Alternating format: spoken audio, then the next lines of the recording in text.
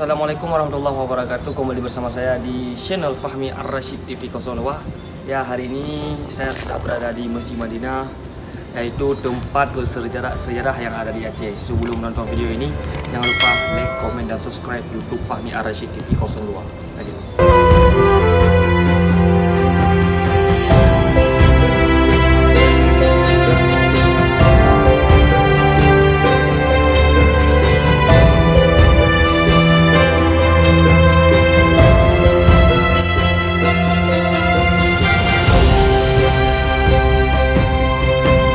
Sekarang kita akan masuk ke dalam, akan melihat isi-isi yang ada di dalam Masjid Madinah. Yuk.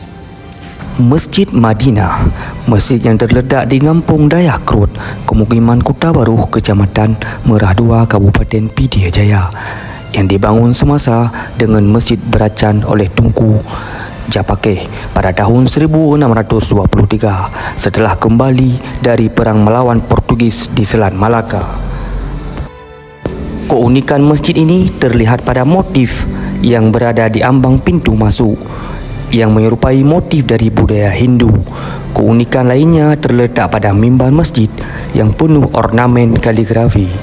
Menurut cerita, mimbar masjid berasal dari Madinah yang dibawa pulang oleh Tunku Japakeh ketika beliau melaksanakan ibadah haji.